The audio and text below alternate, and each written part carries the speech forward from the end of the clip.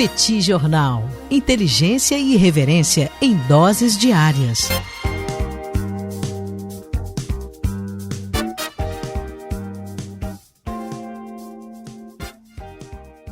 Olá, gente. Bem-vindos, bem-vindas ao Petit Jornal. Esse é o bate-papo número 1074. Estamos gravando numa live no YouTube do Petit. São exatamente 19 horas e 15 minutos da quarta-feira, 13 de maio de 2026. Cá está a dupla de costume, a dupla que você conhece de cor. Tanguy, ou Bagdadi, animado, contente, preparado, revigorado, resiliente, retumbante, descansado, tarifado em 15%, mas ressarcido. Ressarcido de tarifas indevidas que foram cobradas pelo governo dos Estados Unidos em tempos recentes. Temos também Daniel Souza, que é esse que vos fala. Ao longo dos próximos minutos, vamos repercutir os principais acontecimentos internacionais das últimas horas. Como vai, professor Bagdadi? Tudo bem? Vamos a isso? Tudo bem, Daniel Souza, com S. Vamos lá para esse bate-papo 1074. Sejam todos muito bem-vindos, todo mundo que acompanha as voltas que o mundo dá junto com o Petit Jornal. Um prazer estar aqui com vocês. E Daniel Souza, não tem como ter outro assunto para a gente começar o nosso episódio que não a visita de Donald Trump à China. Foi lá encontrar com Xi Jinping. Fazia tempo que essa visita estava sendo cogitada, imaginada, pensada. Foi adiada, né? Depois que os Estados Unidos, junto com Israel, iniciaram a guerra lá contra o Irã. Mas finalmente Donald Trump cruzou meio mundo e foi parar em Pequim. Naturalmente, Daniel, um dos assuntos que vão ser tratados lá, que estão sendo tratados lá nessa visita que se iniciou no dia de hoje, né, nessa quarta-feira, é que o Trump ele quer ajuda para tentar terminar a guerra, para encontrar alguma saída para essa guerra. O que o Trump já entendeu é que negociar diretamente com o Irã vai ser muito difícil, e se tem algum país que tem a capacidade de pressionar o Irã para ver se encontra uma solução, se volta para a mesa de negociações, sem dúvida nenhuma, são os chineses. Na China, Daniel, o clima que se encontra lá, né, quando a gente fala sobre essas negociações, é que a China está disposta, sim, a pressionar o Irã a retomar as negociações. Essa é uma possibilidade. A gente sabe que a China é um país que costuma fazer assim, um recurso à diplomacia, pode ter que negociar, a busca por uma certa estabilidade e tudo, apesar de a China também não ver essa guerra de forma completamente catastrófica. É claro que a questão do acesso ao petróleo é um problema.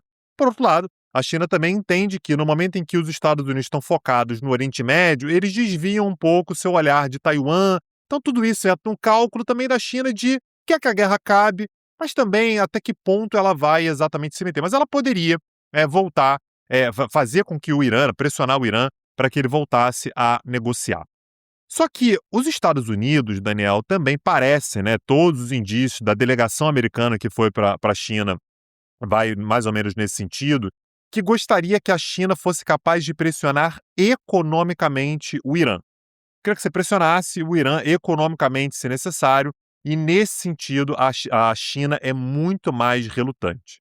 O Irã é o maior parceiro comercial, econômico, energético da China no Oriente Médio, e fazer algum tipo de pressão do ponto de vista econômico vai além do que a China parece estar disposta. A China também não parece disposta, né, a limitar o seu fornecimento de bens para o Irã, inclusive fornecimento de uso dual. Fornecimento de uso, produtos, né, bens de uso dual, são aqueles que podem ser utilizados para fins civis, mas que também podem ser utilizados para fins militares.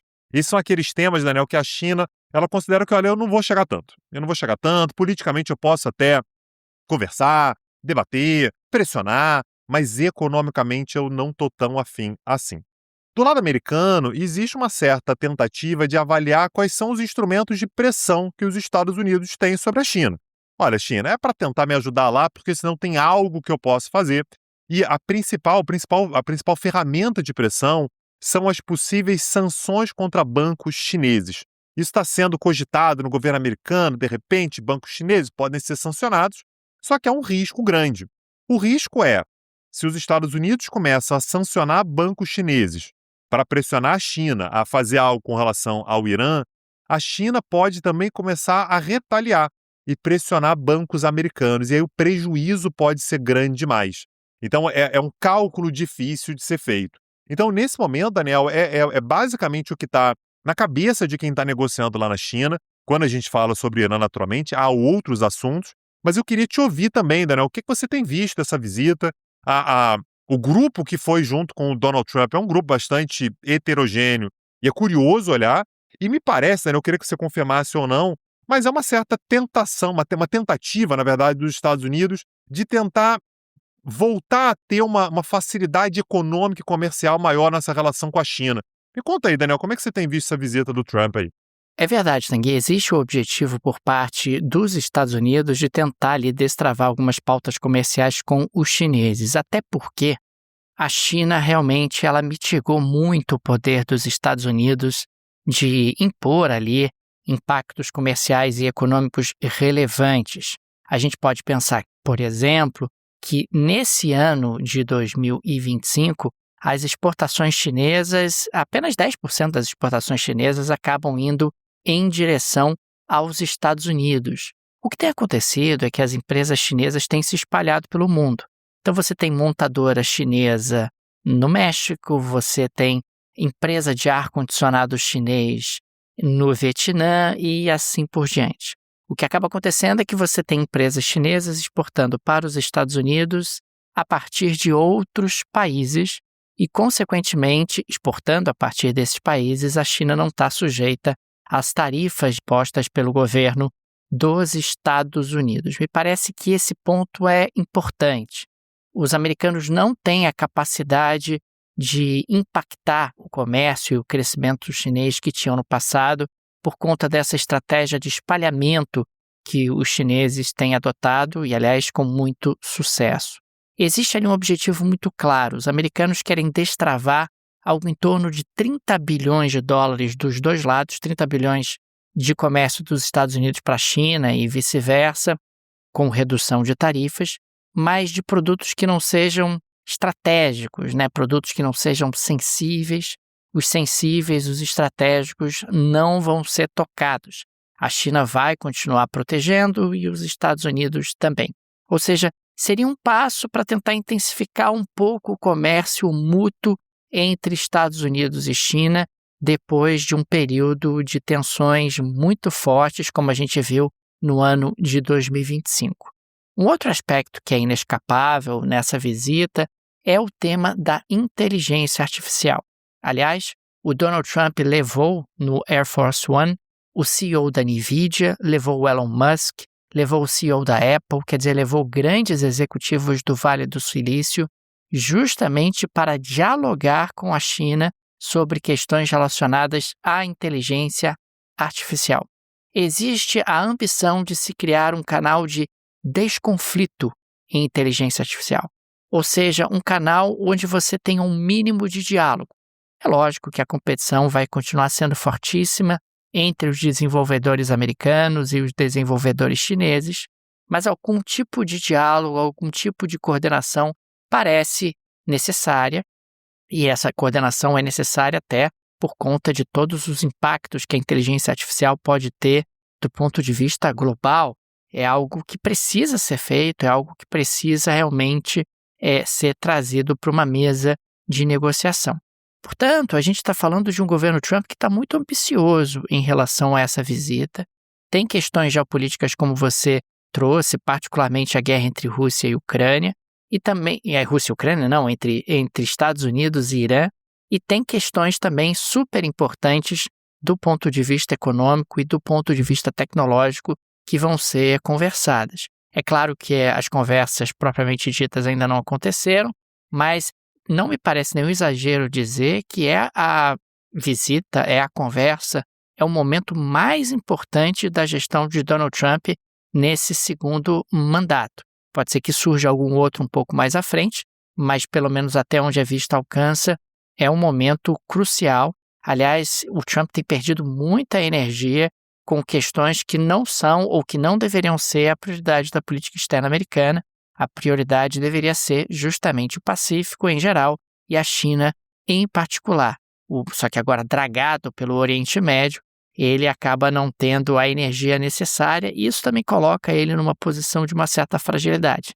Se ele não tivesse nesse atoleiro, se ele não tivesse precisando da China para tentar equacionar o conflito no Oriente Médio, certamente os Estados Unidos teriam condições melhores nessa negociação. E quando a gente fala sobre esse encontro, particularmente tratando de internet, de inteligência artificial, de redes de uma forma geral, que naturalmente, né, como você bem mostrou, é exatamente o que está sendo negociado, é importante notar que a gente está falando sobre 2 dos países que mais coletam dados na internet mundial, né? Então, o TikTok é uma empresa chinesa, você tem todo o conglomerado das empresas americanas, então, naturalmente, é uma questão importante, o que nos afeta diretamente. Por isso que eu queria trazer aqui, Daniel, os nossos parceiros da NordVPN, que é uma VPN que permite, né, aliás, a melhor VPN do mercado, e que permite que você proteja os seus dados exatamente contra essas grandes empresas.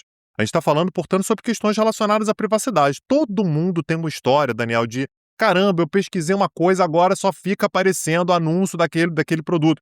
Isso é uma quebra de privacidade. A gente está falando sobre a possibilidade de, com a NordVPN, você, por exemplo, bloquear anúncios, você garantir que não tenha ninguém sabendo onde é que você está, o que você está fazendo, com quem que você está falando. É uma forma de proteção da sua privacidade. A gente está falando também sobre uma proteção das suas senhas, proteção dos seus arquivos na nuvem, tudo isso com uma VPN que você pode utilizar com uma única conta em 10 dispositivos diferentes. A possibilidade de você acessar a internet a partir de milhares, né? A gente está falando de quase 8.000 servidores ao redor do mundo que te oferecem uma série de vantagens no acesso à internet, no acesso a determinados sites que são bloqueados por geolocalização, acesso, por exemplo, a ofertas de passagens aéreas, acesso a streaming, hotéis, né? Tudo isso é facilitado pela NordVPN, tudo isso com preço muito competitivo e até 4 meses adicionais a partir da sua assinatura. Então você faz a assinatura e você ganha 4 meses e um desconto que vai exatamente a partir do link que está na descrição desse episódio.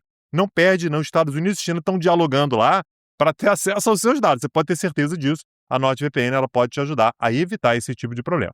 Aliás, a NordVPN, que é a melhor VPN do mercado, acaba te dando realmente todas essas oportunidades. Tang e eu somos usuários da NordVPN, recomendamos demais alternativas de navegação, segurança para os seus dados, condições especialíssimas para os amigos e amigas do Pet Jornal.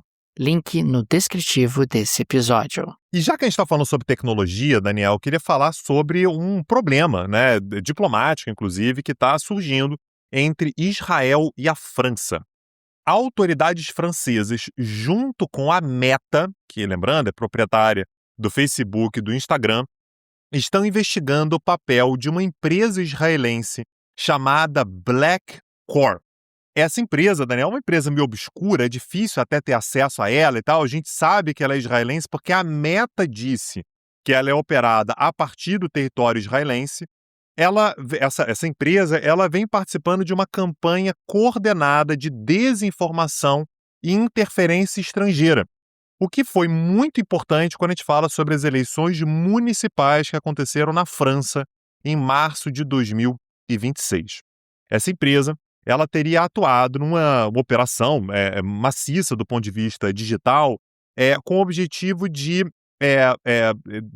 piorar, né, a imagem, né, de mexer com a imagem de candidatos do partido A França Insubmissa. A França Insubmissa é o partido da esquerda radical francesa, liderado lá pelo Jean-Luc Mélenchon, foi o partido mais votado, né, foi a coligação mais votada nas últimas eleições parlamentares francesas, e nessa última eleição que aconteceu agora em março, nas eleições municipais, alguns candidatos da França Insubmissa tiveram uma série de notícias, propagandas que circularam e que podem ter prejudicado a sua capacidade de serem eleitos, né? Então, em Marselha, por exemplo, um candidato chamado Sébastien Delogu, ele foi alvo de um blog anônimo com códigos de QR Code que foram espalhados pela cidade toda, né? Então, não apenas o blog, mas também esse QR Code espalhado pela cidade toda, que aludiam a uma má conduta sexual desse candidato, o que não é comprovado. O Delogu, não dá para saber se por conta disso ou não, mas acabou retirando a sua candidatura no segundo turno para não dividir os votos da esquerda.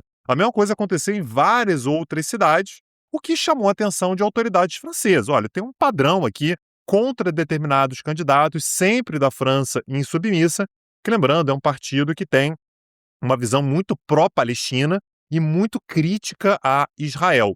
E aí isso incomodou não apenas as autoridades francesas, que, aliás, avisaram ao partido.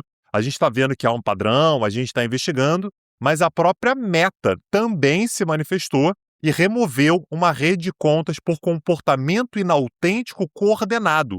E a própria Meta identificou que a atividade, se origina em Israel e que visava primariamente a França.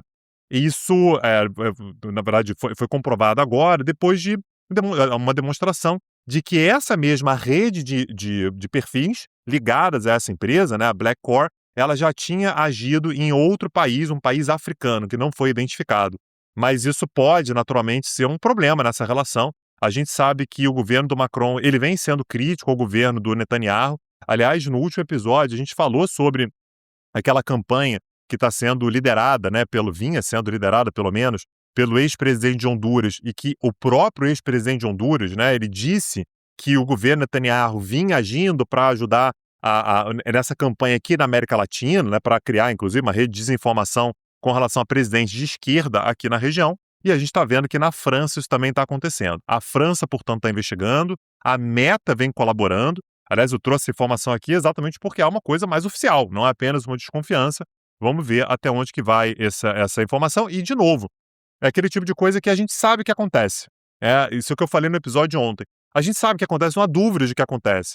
Mas a partir do momento que a gente vê que há provas, né, que há demonstrações de como que isso acontece, naturalmente isso chama mais a atenção porque passa a ser um fato político e que a gente precisa levar em consideração. Daniel. Tanguy, no dia de hoje, quarta-feira, 13 de maio de 2026, a Turquia suspendeu as restrições alfandegárias à Armênia, abrindo caminho para o comércio direto entre os dois países após de mais de 30 anos de fronteira fechada. O gesto sinaliza uma das maiores viradas diplomáticas na região. A Turquia e a Armênia têm a sua fronteira fechada desde o início dos anos 90. De um lado, a Turquia é solidária ao Azerbaijão, que também acaba sendo ali uma nação túrquica desde o conflito de Nagorno-Karabakh, e a Armênia, por sua vez, quer o reconhecimento do genocídio armênio que foi perpetrado pelo Império Otomano, consequentemente pelos turcos,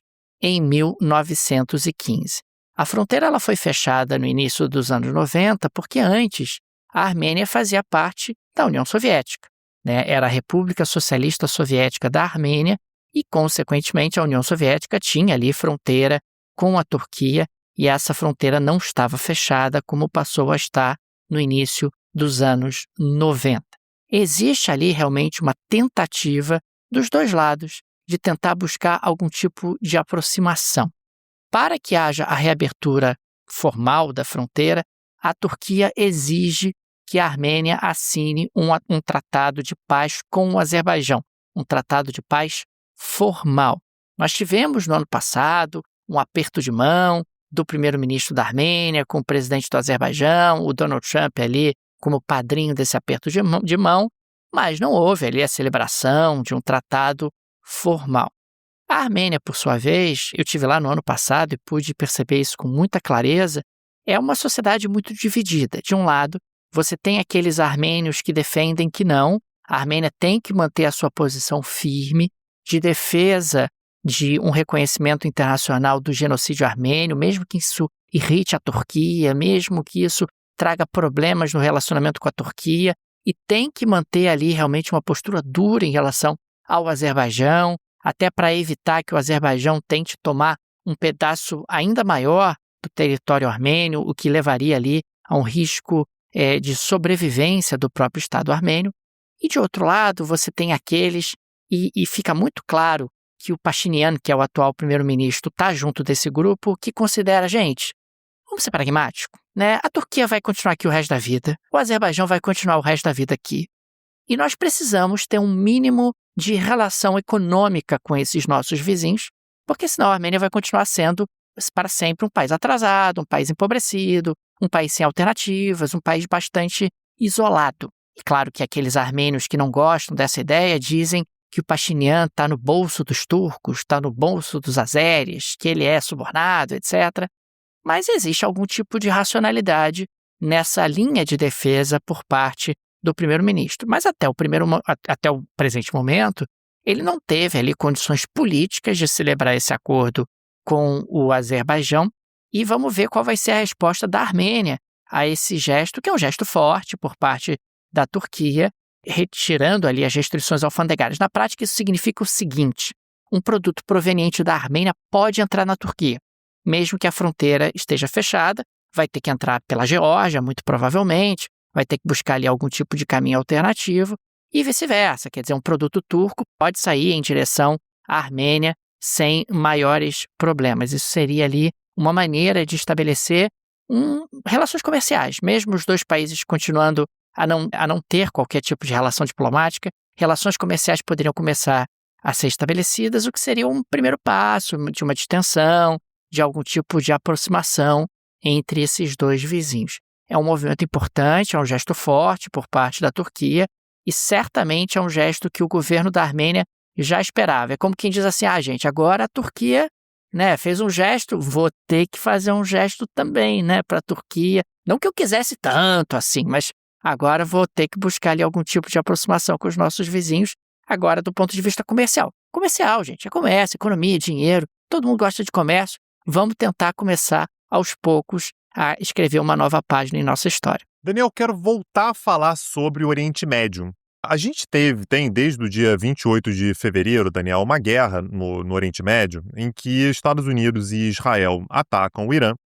E o Irã, como forma de reação, ataca o território israelense e ataca também os aliados dos Estados Unidos no Golfo. Então, vários países ali da região, principalmente aqueles que têm bases americanas, foram atacados por mísseis e por drones iranianos. Isso coloca esses países do Golfo, Arábia Saudita, Emirados Árabes, Omã, Kuwait, numa posição muito difícil, porque são países que ganham muito com a estabilidade, são países que se constituíram ao longo dos últimos anos como países estáveis, tranquilos, são países que estão lá para receber dinheiro, para fornecer petróleo, são países que estão passando por um processo de modernização, de crescimento econômico. Então, são países que vem tentando estar ali no centro do palco dos grandes eventos, de transporte, sistema financeiro. São países que tentaram vender para o mundo, que vêm vendendo para o mundo, uma noção de estabilidade. No momento em que o Irã faz um ataque contra esses países, eles têm duas escolhas e nenhuma das duas é boa o suficiente. A primeira delas é não reagir, esperar a guerra acabar e fingir que nada aconteceu. Olha, foi atacado, poxa, não me ataca mais e vamos deixar a coisa do jeito que está. Só que essa opção, ela traz um risco. O risco é o Irã, no fim das contas, dominar completamente a região e nunca mais esses países conseguirem retomar a sua posição de centralidade e liberdade para, por exemplo, trafegar pelo Estreito de Hormuz. A outra alternativa, também muito ruim, é engajar em guerra contra o Irã. E aí, Daniel, é rolar na lama. O Irã me ataca, eu ataco de volta. Isso pode gerar ainda mais instabilidade, uma guerra prolongada, o que traz uma série de problemas. Até agora, a impressão que esses países do Golfo passavam, a Arábia Saudita e o Kuwait, né, são os meus focos aqui, era que estavam buscando a primeira opção. O Irã estava atacando e eles estavam tentando se defender, mas sem necessariamente reagir. Fontes da segurança iraquiana e de alguns países ocidentais, fontes não se identificaram, mas normalmente, né, onde tem fumaça tem fogo, confirmaram que milícias xiitas apoiadas por Teherã foram alvos de ataques retaliatórios pesados. Ou seja, a Arábia Saudita e aparentemente também o Kuwait teriam utilizado artilharia pesada, são países que têm muito investimento militar, contra aliados do Irã no Iraque. São muitos, né? O Irã tem muitos aliados, principalmente milícias xiitas no Iraque, naquele país vizinho, e que esses grupos xiitas teriam atacado, a partir do território iraquiano, teriam atacado também a Arábia Saudita e Kuwait, e que esses dois países teriam retaliado, e buscando, inclusive, a destruição de instalações de milícias, entre eles o Kataib Hezbollah. Não é o Hezbollah libanês, é o Hezbollah iraquiano, uma milícia xiita também, aliada do Irã, que atua a partir do Iraque, e que Kuwait e a Arábia Saudita teriam atacado de forma direta. Mais do que isso, segundo essas informações, a gente não tem informação de quando isso aconteceu, mas a Arábia Saudita teria utilizado armamentos pela primeira vez na história contra o território iraniano. Até agora, a Arábia Saudita ela adotava uma postura que era uma postura tensa, mas é uma postura de não retaliação ainda mais diretamente contra o território iraniano, mas que a Arábia Saudita teria, ao longo desses últimos 2 meses, cruzado essa linha vermelha e teria atuado de forma direta contra o território iraniano. A gente teve, Daniel, um degelo das relações intermediado pela China em 2023. Então, Riad e Teherã, então Irã e Arábia Saudita, voltaram a dialogar em 2023, mas, naturalmente, essa guerra ela coloca tudo isso à prova e a gente vai ter que ver quais são os próximos passos, Daniel. Mas o fato é que, aparentemente, a Arábia Saudita falou, olha, eu não tenho sangue de barata, eu vou reagir também, e a gente tem que ver como é que o Irã vai reagir a essas informações. Provavelmente o Irã já sabia, mas o fato disso vir à tona coloca sobre o Irã uma responsabilidade de agir novamente ou não. A gente tem que ver o que vai acontecer daqui para frente, Daniel. Tanguy, podemos avançar para o final do nosso episódio, uma nota um pouco mais leve, na geleia da Shakira de hoje? Vambora, Daniel, o que você traz pra gente hoje? Ô, Tanguy, você sabe que o nosso podcast ele é shakirista, né? Então, sim, longe de nós torcer contra qualquer pessoa, né? Jamais. Mas o Gerard Piqué, que é justamente... Não gostamos. Não gostamos. Ex-marido. Shakirista, vizinhantes, mas não gostamos. Ex-marido da Shakira e tal, o rapaz da história da geleia de morango, ele foi multado em 200 mil euros pela Comissão Nacional de Mercado de Valores da Espanha, que seria o equivalente à CVM do Brasil, por insider trading, Tanguy, em uma operação classificada pela reguladora como infração muito grave de abuso de mercado. Em 20 de janeiro de 2021, enquanto estava lesionado e fora dos gramados, o Piqué comprou 104 mil ações da Aspire Global Services, empresa de saúde ocupacional. A dica veio do empresário Francisco José Elias Navarro, então grande acionista da Aspire, que alertou ao Piqué sobre uma iminente aquisição por outra empresa. 6 dias depois, o anúncio foi feito e as ações que o Piqué tinha comprado, rapaz, dispararam. E aí ele ganhou uma fortuna por conta dessa inside information que ele tinha tido do amigo dele, que era lá o rapaz responsável pela Aspire. Isso não pode, Tanguy, não pode. Você não pode ficar tendo dica de amigo, você não pode ficar usando inside information, insider trading, para ficar ganhando dinheiro dos outros, para ficar manipulando o mercado. Então, seu Piqué foi multado e muito bem multado, porque o Petit Jornal é um podcast shakirista. Então, desembolsa aí 200 mil euros para compensar aí por esse comportamento absolutamente inadmissível. Agora, é claro que ainda cabe recurso. Cabe recurso ainda. A gente sempre soube, né, Daniel? Sempre soube. A gente sempre soube que isso aí é bem da índole de Piqué, né? Isso aqui não surpreende, a linha editorial do Petit Jornal não está surpresa com o que aconteceu. Shakira certamente não está surpresa, apesar de Shakira não ter nos convidado para o show, né, para a área VIP, ali para aquele cercadinho constrangedor que tem na frente do palco ali, não fomos convidados, mas isso não muda a realidade dos fatos, né, Daniel? A realidade dos fatos é que esse podcast é shakirista e apoia a punição contra Gerard Piqué. Daniel Souza, dessa maneira, a gente chega ao fim do nosso episódio. Gerard Piqué, que é catalão, e temos um curso sobre a Espanha, no qual a gente fala sobre a Catalunha. Aliás, temos uma aula sobre a Catalunha, se eu não me engano, tem lá no Petit Curso. E Shakira é colombiana. E Espanha é aquele condomínio, né, que tem um monte de gente, ninguém é espanhol, é isso mesmo, é aquele país lá que tem um monte de gente, tem catalão, tem basco, tem galego, ninguém é espanhol, né, mas é aquele condomínio meio misturado, né? É isso. Você quer continuar? Não, eu só queria fazer essa pequena observação, essa pequena ressalva. Com relação à Espanha? Não, tranquilo? Se quiser. É porque a Espanha não é um país, né? A Espanha é realmente essa mistureba de povos aí, enfim, por conta de razões históricas que a gente explora lá no petitcurso.com.br. E Shakira é colombiana. Tem aula sobre Colômbia lá no Petit Curso também. Tudo isso você acessa petitcursos.com.br. Acessa lá. Você pode assistir as aulas que você quiser, na hora que você quiser, sobre os mais diversos temas. E, aliás, Daniel, temos uma aula gratuita que vai acontecer na próxima terça-feira, hein? Essa aula gratuita, de novo, ela está aberta para todo mundo, ela vai acontecer na terça-feira, às 19 horas. Vamos falar sobre a OPEP. A OPEP ainda faz diferença, os Emirados Árabes Unidos saíram. A OPEP ainda faz diferença, é uma excelente oportunidade para você conhecer como é que essas aulas ocorrem, qual é a dinâmica das aulas. Você está muito convidado, aliás, convida os amigos também, está lá no YouTube do Petit Jornal. Na próxima terça-feira, será, né, no YouTube do Petit Jornal, terça-feira, 19 horas, vamos falar sobre OPEP, Daniel. Fica aqui também o nosso agradecimento aos apoiadores e apoiadoras do Petit Jornal, vocês que ajudam a manter o nosso projeto. O Petit Jornal é uma mídia pequena, um projeto artesanal, precisa muito do apoio, do auxílio dos seus apoiadores, dos nossos apoiadores, e por isso fica aqui o nosso agradecimento a cada um deles. Fica também o convite, se você gosta do nosso projeto, se ele faz diferença na sua rotina, considere nos apoiar. No descritivo desse episódio tem várias alternativas, tem a chave Pix, que é uma forma prática e instantânea de apoiar o Petit Jornal. A chave Pix está no descritivo desse episódio, tem o link do Apoia-se, o link do Patreon. Tenho certeza que uma dessas alternativas será confortável para você. É isso, Daniel Souza. Amanhã estamos de volta. Um abraço, até a próxima. Valeu! Tchau, tchau. Petit Jornal. Inteligência e irreverência em doses diárias. Acesse www.petitjornal.com.br.